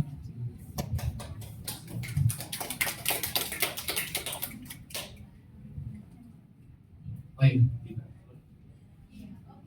Kalau yang ini satu kriteria dari jam orang. Jadi kalau misalnya kita lihat rata-rata memang belum ada usaha ya. Nah kalau misalnya untuk peluang ini yang pasti WNI ya, warga negara Indonesia. Kemudian nggak ada urusan legal, nggak ada daftar internasional, nggak ada kredit macetnya, nggak ada informasi kayaknya buruk di kepolisian dan lain sebagainya. Kemudian untuk untuk slik. Nah, untuk slik ini, jadi kalau misalnya Bapak Ibu harus memiliki yang namanya histori atau sejarah lah ya, sejarah kita punya kredit. Jadi kalau misalnya ditanya, Bu, saya nggak punya kartu kredit sama sekali. Bu, saya nggak pernah pinjaman bank sama sekali, saya nggak pernah pinjaman bank. Itu pun sebenarnya kalau dari sisi bank itu kita tidak bisa memberikan kredit untuk yang tidak punya sejarahnya. Nah, makanya kenapa punya kartu kredit itu biasanya orang takut. Nanti saya jadi konsumtif. Ya, ada hukumnya juga. Kadang karena kita pegang saham kartu kreditnya, kita punya plafonnya, kita bisa gunakan. Tapi hal itu juga untuk menjaga kita punya historinya, punya sejarahnya untuk pembayaran kita punya kewajiban itu selalu tepat. Kemudian usia minimal 21 dan maksimal di 70 tahun. Untuk usahanya minimum 2 tahun. Tapi ini dari segi untuk yang modal kerja yang tadi dengan dasar. Tapi kalau untuk yang APA nanti untuk syaratnya biasanya lebih besar. Nah, untuk yang kalau 2 tahun setidaknya kita juga punya pengalaman. Jadi misalnya nih saya memang usahanya itu baru mulai tahun Januari tahun ini sibuk, tapi sebelumnya saya punya kerja di tempat sama nih gitu. Saya jualan baju, saya dulu kerja di tempat jualan baju juga, saya udah tahu kronologinya itu jika bisa. Kemudian jadi grup dan ekspansi, jadi kayak misalnya nih kita usaha, kemudian ada regenerasinya nggak, mungkin anak kita atau enggak adik kita yang juga mungkin bisa menjadi tempat regenerasi. Kemudian untuk usaha dari sewa mungkin dan seperti lainnya. Tapi kalau misalnya kita lihat dari kredit tanpa agunan yang tanpa agunan untuk bisnis, nah ini tidak melihat dari segi LTV. LTV ini loan to value. Loan to value itu artinya adalah nilai jaminan yang kita berikan. Kalau ini untuk di pembelian yang ya. Nah, untuk materinya kita udah selesai gitu ya. Mungkin kalau misalnya ada pertanyaan kita bisa ini lagi, refresh lagi, ataupun ada pertanyaan yang kayaknya masih mau ditanya. Saya juga dari Bekasi. Oh iya Pak. Kalau saya memiliki aset, tetapi saya terkendala di BI checking oleh Bima. Apakah saya masih mungkin untuk mendapatkan fasilitas KMK yang kredit modal kerja? Karena waktu itu kasusnya saya kartu kredit di 2008 yang tidak digunakan oleh saya sih. Jadi selama itu saya terkendala untuk jadi saya mau tanya dari sisi kita sebagai pihak bank, apakah ada nilai khusus dilihat dari performa mutasi rekening saya, dan juga memang kalau bisa dilihat di track record di 2008 itu memang pemakaiannya bukan, kalau dulu masih zaman slip tanda tangan ya. Tapi itu semua nggak ada tanda tangan saya gitu. Memang ada beberapa yang saya pakai hanya untuk biasa kita pakai promonya ya, restoran, di F&B atau ada promo bioskop gitu ya. Nah jadi saya terkendalanya selama ini ya di situ sih. Saya minta pendengar dari ibu kita barangkali ada segi apa gitu yang bisa di. Ya, makasih. Thank you Pak. Ini sebenarnya pertanyaannya menarik juga ya. Kita sebenarnya ada asetnya tapi terkendala ada kolektibilitas 5, artinya dari segi slip atau BI-nya ada merahnya nih gitu ya. Kalau nilai ulangan ada merah gitu. Nah, kalau kondisinya Bapak, ini kan kondisinya kan kartu kredit yang sudah lama nih Pak, dari 2008. Kemudian Bapak juga tidak gunakan. Nah, ada baiknya ini juga sebagai catatan buat teman-teman juga gitu ya, Bapak Ibu sekalian. Kita ada baiknya untuk menyelesaikan si sejarah kreditnya ini sih Pak. Jadi kita bisa datang mungkin ke bank yang menyatakan ini kita nilainya merah untuk di-clearkan. Saya nggak pernah pakai gitu ya untuk fasilitas ini, tapi saya diinformasikan saya ada keterlambatan bayar. Jadi saya mau menyelesaikan ini. Nah, biasanya kalau misalnya memang Bapak juga tidak ada pemakaian dan lain sebagainya, itu bisa dihapuskan juga Pak, apalagi kalau kondisinya sudah lama. Gitu. Dengan kondisi udah lama ini, kita bisa mengajukan kembali ke bank dengan surat. Jadi tidak perlu menunggu kalau misalnya kolektibilitasnya sudah kembali ke kolek 1, misalnya atau enggak ke dihapus bukan, nah itu bisa diajukan kembali. Gitu. Dengan surat ini sih Pak. Dengan surat dari banknya tersendiri itu yang kita udah urus, menyatakan kalau memang ini sudah gitu. Tapi kalau sudah pernah dicoba, diusahakan tapi ditolak sama banknya. Dari suratnya juga nggak bisa. Nggak bisa, harus bank. Saya pernah datang di tiap, saya kebetulan ada satu tadi bank. Jadi saya udah datangin semua. Saya bilang ini bukan saya pakai, tapi memang salah kita juga ya percaya saudara. Jadi ya itulah intinya. Jadi saya udah pernah coba usaha juga, tapi dari bank nggak tahu. Oh berarti kayak istilahnya nama Bapak digunakan gitu ya, Ya, dengan orang lain. iya. Oke. Itu saya modal usaha apa segala macam. Oke, kalau kondisi seperti ini biasanya udah masuk ranahnya jadi istilahnya pidana ya, betul Pak. Nah, ada juga nih beberapa nasabah kita juga yang mengalami hal yang sama seperti ini. Biasanya itu melapor ke kepolisian juga Pak. Jadi sudah. Kemudian dari surat polisi keluar, tapi di banknya juga tetap dia nggak terima. biasanya seperti itu bisa dibantu nih Pak. Sebenarnya Saya kalau udah, case by case ya. iya, makanya case by case saya waktu itu sempat bilang, saya bilang, oke, saya tetap yo. Kalau biasanya kita uploader kan tanda tangan di slipnya ya. Betul. Saya bilang tunjukin slipnya itu tanda tangan saya bukan. Ya. Jadi saya udah di ke polisi juga. Polisi hanya cuma bisa keluar surat laporan polisi, udah bakal ngantar aja buat kemana. Nah tapi dari bank juga nggak ada, ya udah digituin aja, dititipin aja udah. Iya, terakhir saya cek di apa ya, biro jasa keuangan. Saya cek langsung di saya juga pasti historinya masih timbul. Oh, terakhir dicek kalau boleh tahu. Awal tahun gitu. Oh, tahun ini ya. Kalau kondisinya seperti itu Pak, memang beberapa bank ada syaratnya kembali. Jadi tidak serta-merta menutup, memang karena kan hal ini sebenarnya bisa dijelaskan ya Pak. Iya. Nah, tapi ada beberapa bank yang akan melihat istilahnya, oke, dari 4 bank yang Bapak ada ini merahnya, pemakaiannya di berapa, kemudian hal itu ada yang bank menghitung sebagai kewajibannya. Namun dari plafonnya itu kita blokir sejumlah dana, seperti itu sih Pak. Kalau misalnya umumnya biasanya kalau tidak tahu histori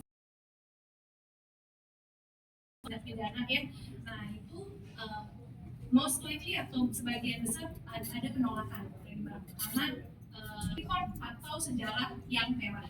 Tapi kalau misalnya dijelaskan dan sebagainya, ada kemungkinan chance untuk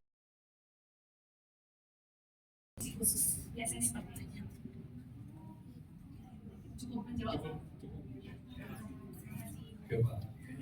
Karena hal seperti itu ini pernah kejadian ya di kita ya, ada beberapa nasabah yang seperti itu juga Pak gitu. Tapi kita minta, karena kalau kita jadi pemberi pinjaman kita agak susah bedain kan jujur ya, ini dari siapa surat kepolisian tersebut Pak gitu. Karena udah ranah pidana agak susah ya kalau gitu ininya gitu. Dan kita dari bank pasti taunya peminjamnya itu masih nempel atas nama ya, jadi agak susah dibedakannya gitu ya. Jadi memang case by case sih bisa diajukan. Mungkin kalau data Bapak juga bisa diperkuat dan ada surat kepolisian atau apa, dicoba lagi Pak gitu Pak gitu ya. Harusnya sih masih bisa karena beberapa nasabah kita masih bisa juga sih Pak. Terima kasih Pak.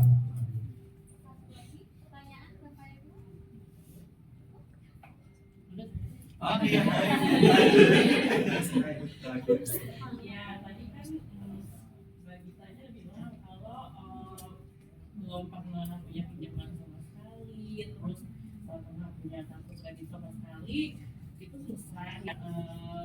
Itu gimana ya? Menurut saya tuh juga saya kan juga punya beberapa temen juga yang kena call sampai 3, sampai 5 gitu kan juga biasanya rata-rata udah pakai beberapa tadi itu juga iya dipakai terus jadinya masuk call gitu ya, padahal saya mereka punya masalah-masalah banget gitu ya dalam utang-utang mana, tapi terus jadi itu ya sebagai upaya juga menghindari itu. Tapi kalau misalnya emang rupanya nggak ada historinya sama sekali gitu masalah juga, jadi apa ya maksudnya solusinya gitu untuk tidak karena itu kan ya bisa dibilang kan katanya kalau kartu kredit itu juga memang hal dari masalah sosial ya sebenarnya rata-rata begitu, entah emang kitanya sendiri salah terlalu konsumtif atau disalahgunakan. Itu sampai saat ini pun juga tadi kalau Bapak bilang kan nggak masih prosedur tanda tangan, sekarang pun juga masih banyak kok yang bermasalah dengan kartu kredit gitu. Jadi apa nih solusinya, soalnya kalau saya sendiri pribadi juga ya sebagai disabilitas mental sosial kan lepas stres dan saya menghindari stres soal itu dengan cara tidak ya belum pernah punya pinjaman atau mendapatkan ini untuk punya kartu kredit. Oke, aku coba jawab ya. Iya, iya. Benar sih, jadi kalau misalnya nggak ada sama sekali, jadi agak susah Jadi untuk masalah. dapat pinjaman ilegal. Kalau punya, tapi ada Apa? sejarah merahnya juga jadi susah juga. Nah, memang kalau misalnya yang misalnya tengah-tengah, aman, memang memiliki, tapi dengan kualitas yang baik lah. Nah, gimana caranya? Kalau memang tadi bilang ya, kartu kredit itu kan awal dari ini deh, apa namanya? Personal finansial. Kalau saya mungkin bisa koreksi, kartu kredit itu awal dari kita punya pertahanan diri sebenarnya. Jadi kita sebenarnya diberikan platform, diberikan kepercayaan oleh bank, tapi gimana caranya kita tidak menyanyikan kepercayaan ini gitu. Jadi ya digunakan sesuai dengan kebutuhannya, kemudian pembayarannya juga dilakukan sesuai dengan tenor waktunya seperti itu. Jadi sebenarnya kartu kredit ini kita bisa lihat dari dua sisi. Bisa jadi awal dari kesulitan finansial kalau kita juga gunakannya tidak hati-hati gitu. Tapi sebenarnya kartu kredit juga bisa menjadi awal mula kita belajar untuk bisa disiplin finansial. Disiplin finansial itu kan yang paling susah. Untuk kita juga bisa mendisiplinkan diri, kita pakai kemudian kita nggak bisa. Kalau di Pak kita juga sendiri juga nggak punya apa ya, keinginan konsumsi kan gimana cuma jadi misalnya emang kalau punya untuk biar punya story ya cara fotonya Nah, ini gimana juga salah satu sebagai opsi. Tapi hati-hati untuk kartunya. Biasanya kan karena kita nggak pakai kartunya nyelip nih. Atau kan karena kita nggak pakai kita udah nggak ngeliatin lagi statementnya. Biasanya statement dikirim dari email, gitu kan. Apakah ada pembelanjaan? Nah, kalau misalnya kita juga, saya juga ada kartu kredit yang memang saya juga nggak pakai, gitu ya. Tapi saya selalu kirim kartu kreditnya, kemudian juga melihat statementnya. Jadi memastikan memang ini tidak dipakai, tidak dipakai. Tapi memang itu nanti akan jadi record. Dan kalau bisa tidak digunakan, apakah recordnya baik? Recordnya baik. Recordnya satu oleh dia. Gitu, karena tidak digunakan. Jadi bagus tuh ya Bapak Ibu, aku juga belum masuk materi tapi itu bagus ya. Kayaknya buat building record kita, Bapak Ibu kayaknya harus mulai start dari kartu. Akan jalan kita dia ke kanan kita ke kiri, ya Bapak boleh ke kanan juga lah sekarang gitu ya. Ajuin juga kartu kredit bukannya buat tujuan konsumtif tapi buat building record gitu, sejarah cara pemakaiannya bagus.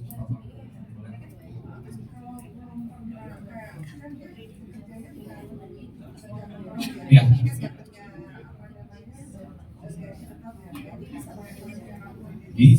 bisa pakai rekening orang itu tunjukin income-nya berapa. Jadi nggak selalu benar-benar slip gaji. Beberapa kartu juga udah mulai semi fintech juga tuh. Jadi kayak approval dia cuma butuh isi data doang gitu ya, udah bisa langsung approve seminggu, satu hari bahkan ada beberapa bank yang tidak mulai develop itu gitu. Boleh tuh buat dibikin report. Thank you.